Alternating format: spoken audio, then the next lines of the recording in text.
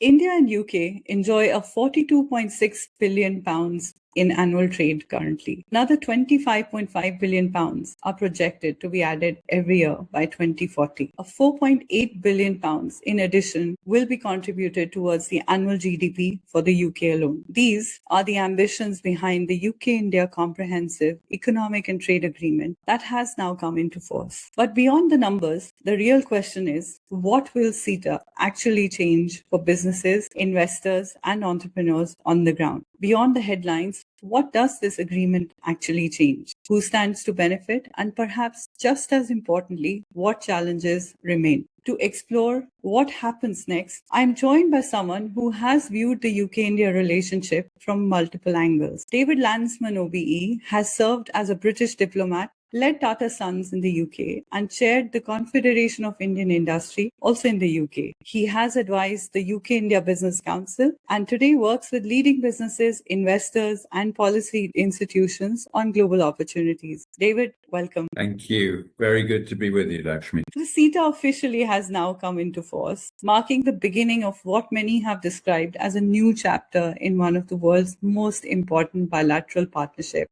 So when you look at CETA today, do you see it primarily as perhaps a diplomatic success or a commercial agreement? That's a big question. Personally, I see it as a great success after many years of hard work. And as is normal in the case of big negotiations like this, which I think really matter, there are lots of ups and downs. And in fact, all the ups and downs is a sign that it really matters. That both sides decided it was important enough to keep pushing ahead. The UK, after Brexit, had to work out what to do with its trade arrangements. India has had different views at different times about the merits of free trade agreements and indeed whether free trade agreements could be crafted that would be in India's interest. So I think it's a very important diplomatic success. But at the end of the day, as somebody who used to be a diplomat who then went and worked in businesses, including, of course, all the Tatas, diplomatic successes are great things, but they don't keep CEOs and CFOs happy for very long. There's got to be business behind it because that's what it's all about. And ultimately, governments want their economies to grow. They want businesses to succeed, and businesses need that. So I think there's a lot in this agreement which has real promise for businesses. You can look at the numbers and the plans on tariff reductions. If you're selling products that fall under that category in one direction or the other, you have something which makes selling to the UK or selling to India or establishing yourself in one country or the other more attractive. And that will feed directly into your business calculations. It makes more sense to focus on the Indian market. It makes more sense to focus on the UK market than it did before. And then there's lots of other benefits which are perhaps a little bit more complicated. Having worked as a diplomat before I really focused on India very much at all, although actually having said that, I did work as a diplomat on the UK side of the various agreements which brought India into the nuclear suppliers group, if you've come across that one, from the middle 2000s.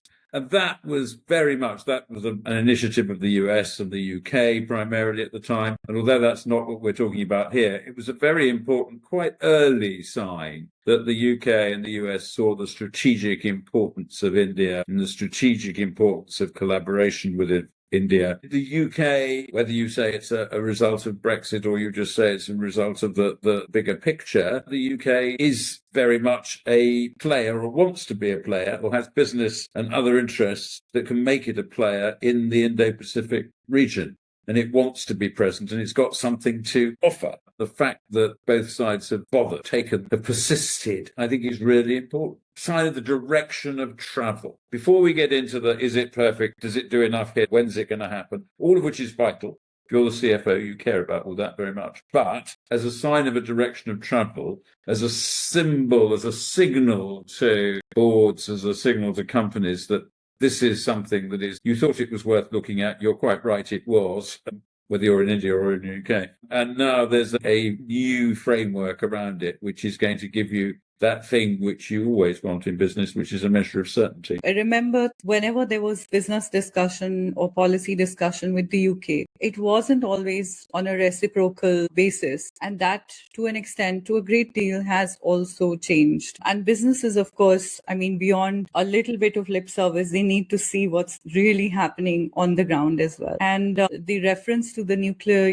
discussion is quite interesting as well, because trade agreements often arrive after years and years of negotiation. Also, with multiple colors of governments changing, which we've seen in the UK happen. Businesses like to move fast, but they can't sometimes move as fast. So do you think CETA has therefore arrived at exactly the right moment? Well, it would always be nice to have these things. Time is money, isn't it? So it would always be nice to have these things sooner rather than later. I think it's a very interesting time for it to have happened. I think for both countries have had plenty of time to think about it and plenty of time to decide that they wanted to go ahead. You mentioned the changes of government in the UK. A lot of this was done in the UK under a previous government, but it was picked up enthusiastically by the new government who've delivered the deal, which is good for that sense of continuity and that sense of predictability that business likes. Would it have worked 5 years ago? Well, it would perhaps be nice if it had. I think it's in a form now, perhaps would not have happened 5 years ago.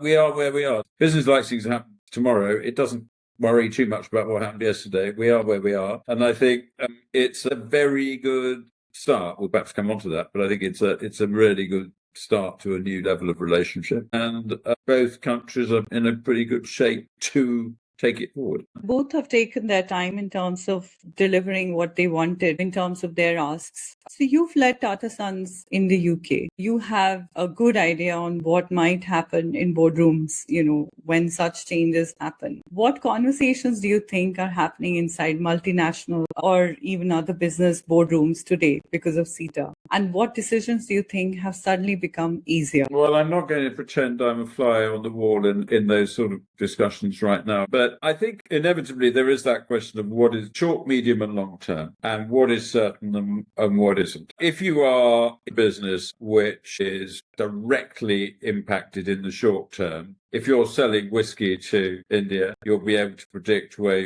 the tariffs are going to go, because that's fairly clear, as far as I understand it. If you are an Indian company wishing to employ people in, say, IT over in the UK, you'll know what the new social security arrangements mean, and you'll be able to factor those into your calculations, and you'll be able to see where the benefits are. So there are some things in certain areas where you'll be fairly sure that at certain times, certain things are going to happen, and you'll be able to make those into your calculation. And they may influence, shall we do a bit more here? Should we focus a bit more of our market there, and so on and so forth?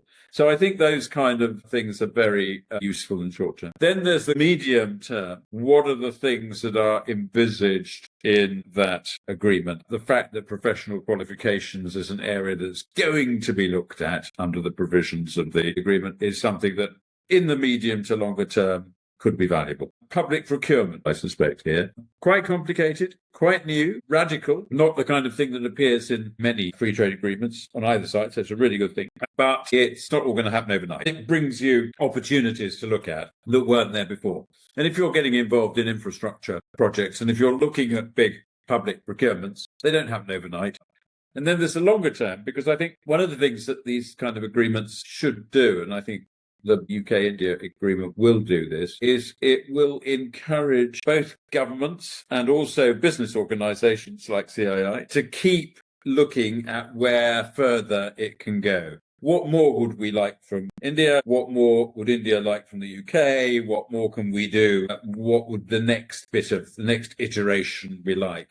So for the long term, I think we can all start looking at, well, this is great. This goes this far. We'd quite like it to go that far. There's something for quite a few people now. There'll be more in the pipeline already. And there's that, once you've got the relationship going in this level of detail, and you have negotiators who are going to be working initially on the details of the implementation and the schedules and all the rest of it, but can then move on, no doubt, in time to review where we've got to, where you can go next. There's a lot of statistics that are shared in terms of trade volumes or business opportunities between India and UK. And that has been steadily reported as going up in the last few years, perhaps more than a decade. Do you think businesses were growing anyways, or would CETA have something to do with contributing to the changing volume of trade on ground? Well, I think it will, because if you look at all those specific areas that are covered, they are obviously the ones that Indian and British companies are interested in. And so if they make it easier, it's a question very often, isn't it, in business, that you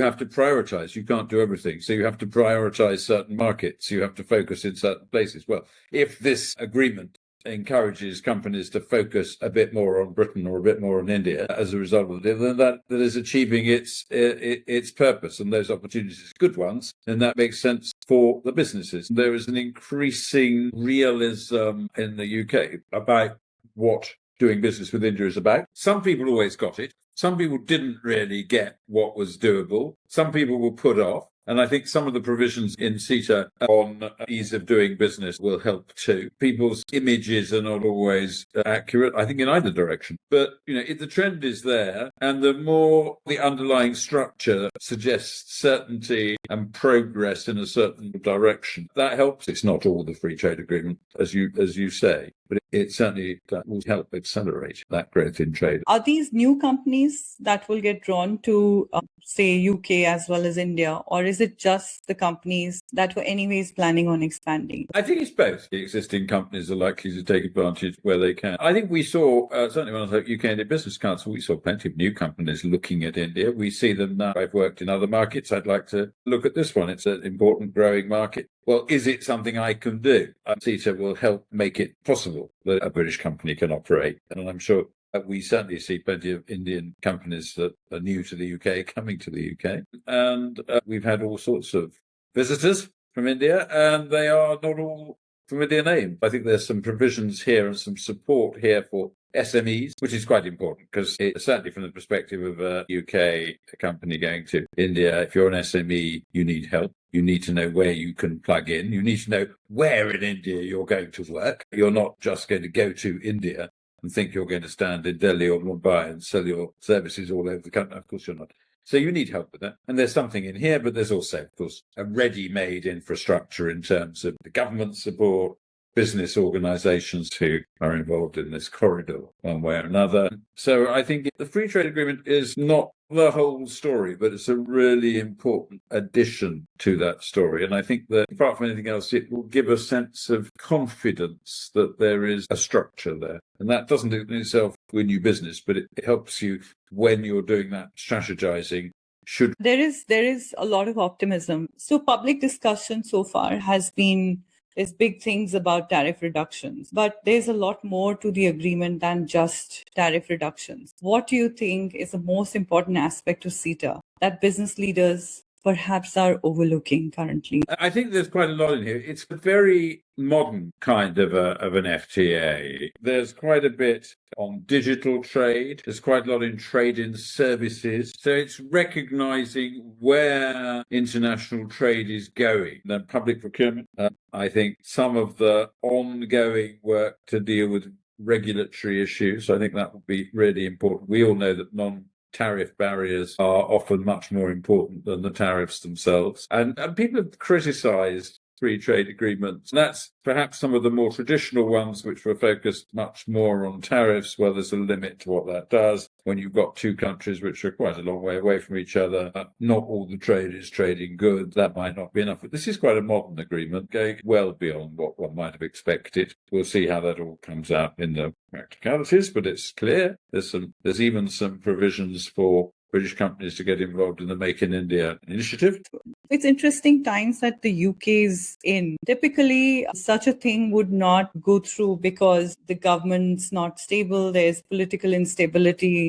The environment that we are currently in, primarily not just geopolitically, but economically, it doesn't seem very conducive to having trade agreements. Yet countries are really signing trade agreements. As a diplomat, if you take a step back and look at what's really happening, how do you look at India and UK in that light? I think it's a really interesting question. Well, if there ever was an international rules-based order, it's clearly not quite as robust as it was thought to be. And countries are looking increasingly at where their friends are, where they can have security of supply and resilience. I think the word resilience is key, isn't it? Just in time is not necessarily quite as big as it used to be. And there's a bit more of just in case instead of just in time. We have to look at supply chains in a much more nuanced way. There's also greater concern about how economic rivals will behave. If you look at the Mark Carney's speech a few months ago where he talked about middle powers. Now, we don't need to sort of ask who's a middle power, but I mean, in a sense, countries where it's not non-alignment in that nice old-fashioned sense of non-alignment, but it's the kind of question we all have to look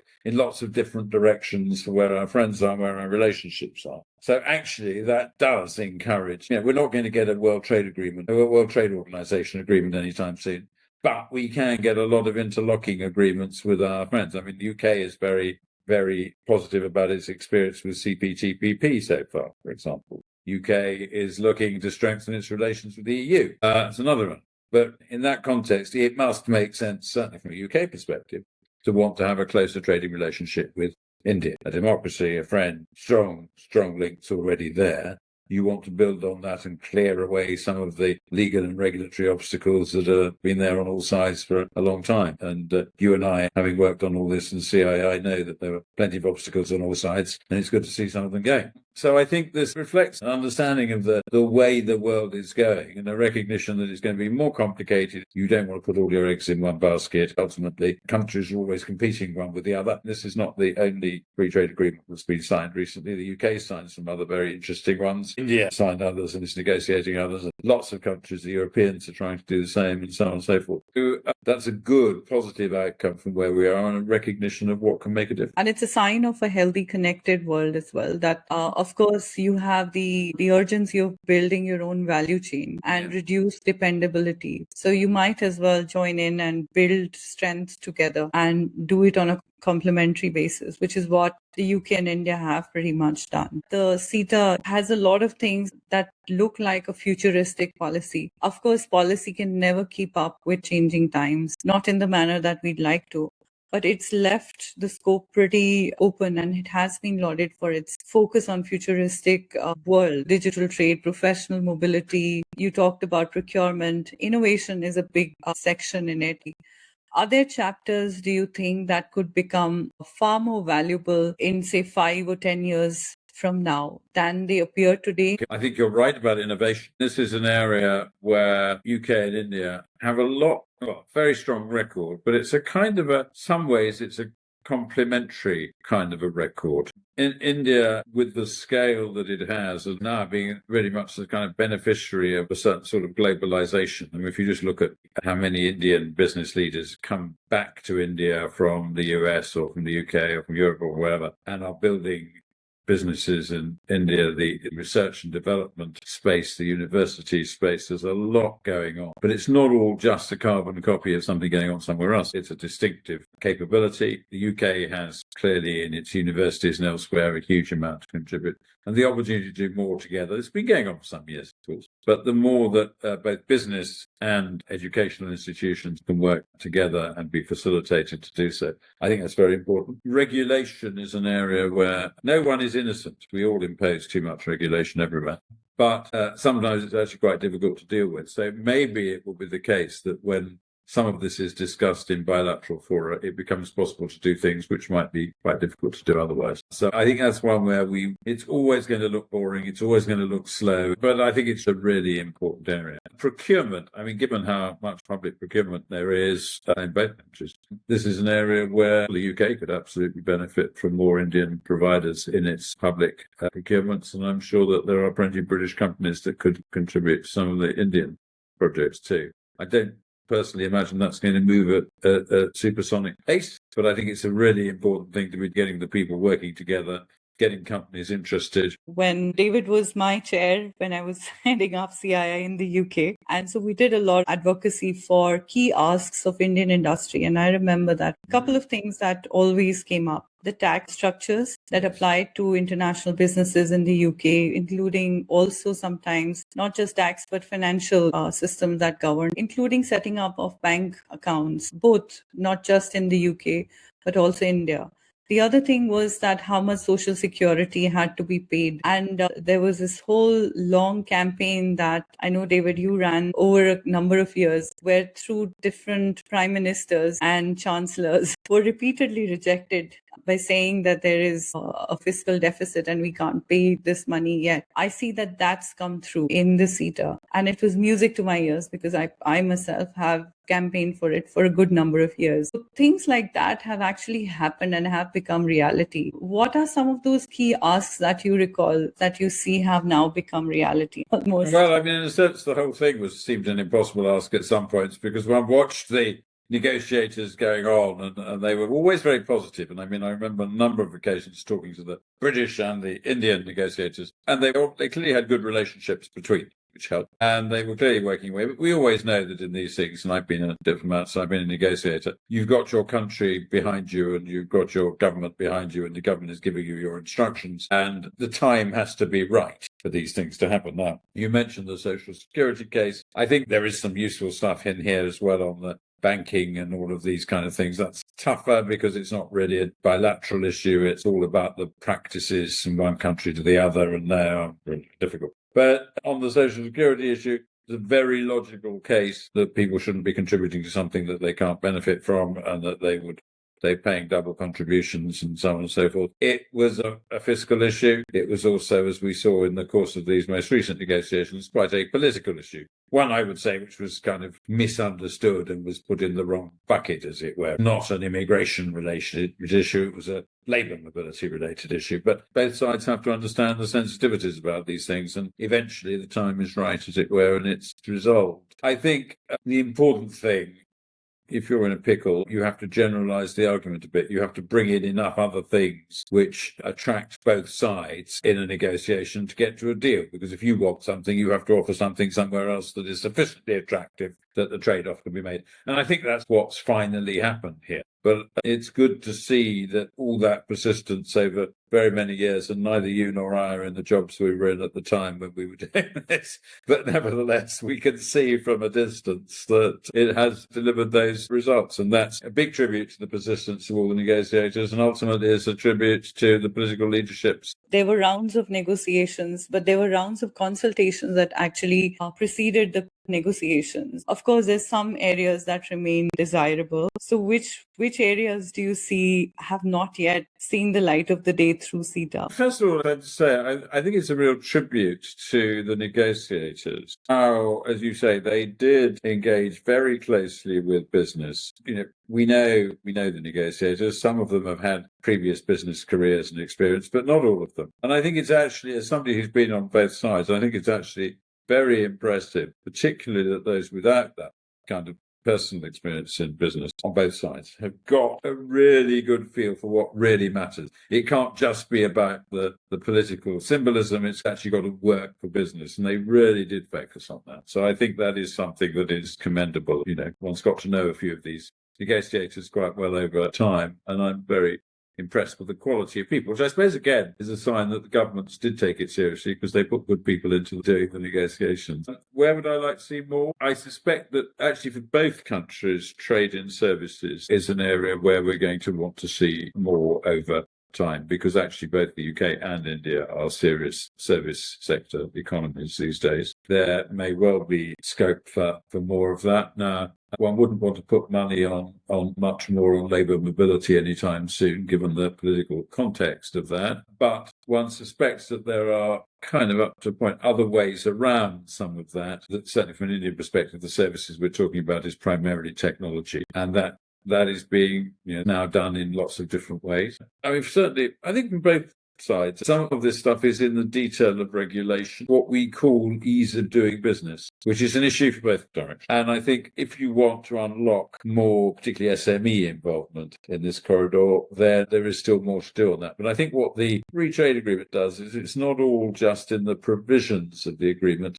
It's in the fact that you're setting up dialogues, you're setting up consultations on a regular basis, which should allow some of those issues to be resolved over time. Which brings me to the point of UK's role in the Indo-Pacific. Do you think CETA finally gives the UK that strategic, tangible economic dimension within the region at large? Well, from a trade point of view, I'm sure we will see the cumulative benefits of this agreement over time. So that means more businesses in each country will be working with the other country.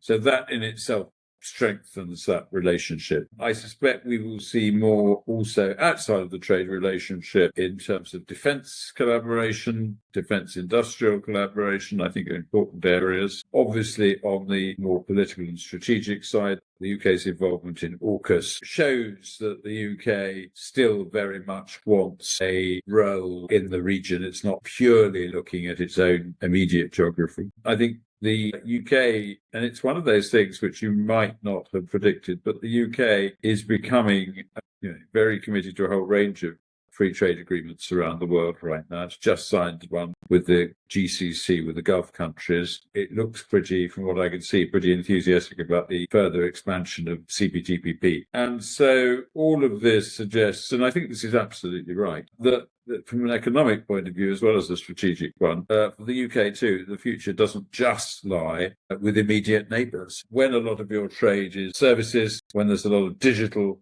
trade of one kind or another, that the old-fashioned idea that that proximity was everything. It's not applied to India for a long time. It's not applying to the UK either. That's gone. But in that sense, it does show that the UK wants to remain connected. It's quite interesting, and I must say I found it fascinating to see how, from the UK perspective, at a time when the government and many others over here want to get a closer relationship with the EU, nevertheless, whether it's in the Asia-Pacific region, it's the Gulf, whether it's through CPTPP, which of course cuts across several geographies, the UK government is pushing ahead with those agreements. Before I ask you my last question, I want to know, what do you think might set back this whole momentum and, frenzy around the CETA? What are the one or two things that in the next couple of years are very, very critical that may make or break this whole momentum? Well, I suppose, given how unpredictable the political situation is in general at the moment, there's always a possibility of something. I was a bit concerned that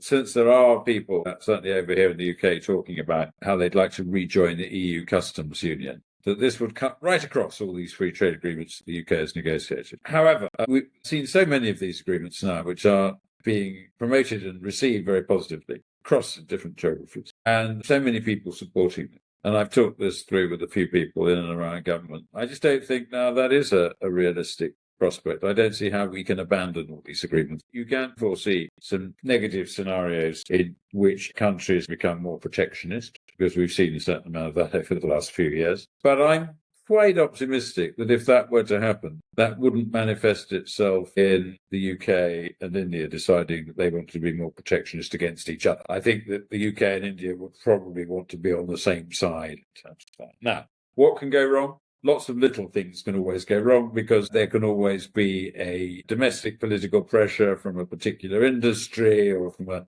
particular interest to slow down in one area or another. But I do think, certainly I'm obviously closer to the UK side of this sitting in London, I do think the strategic importance of all this is understood. And so I think if someone were to propose some unhelpful measure which kind of cuts across the free trade agreement, either in letter or spirit, I think there would be a reaction within the government system saying, oh, you can't do that. This is important. We've committed to this, and it's something we need to do because it's very much in our interest to do it.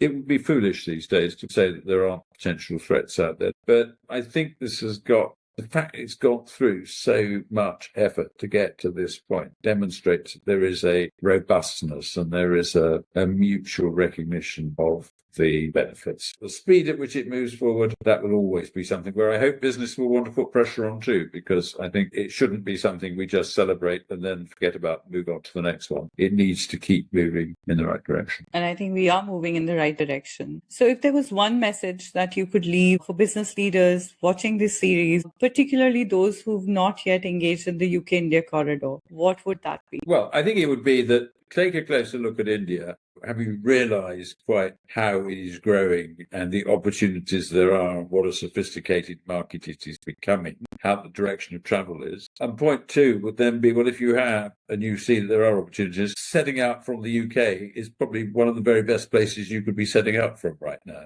So there is this curious analogy that we all use. There's a very well-trodden path along this corridor, so you can see where you're going. You can see what's at the other end. And there are lots of people travelling around. India is a big opportunity, and engaging with India from the UK is the best place you could be doing that from right now. If you were in any doubts, look at what's in this agreement as a symbol and as a lot of substance too, for the way to go. So no better time than the present. No better time than the present, always. Thank you so much, David, for this very good conversation. Very optimistic view of the trade agreement, very critical analysis of what's perhaps still missing. Ultimately, as CETA comes into force, it's going to be a lot of things that will unravel on its own. So it's time to wait and watch, but just don't wait and watch. Get on the bus before you miss it. Thanks so much, David. Thank you very much. Thank you. I'm Lakshmi Kaul. Thank you for watching. And there'll be more unraveling and unfolding of what happens next. Keep watching. Thank you.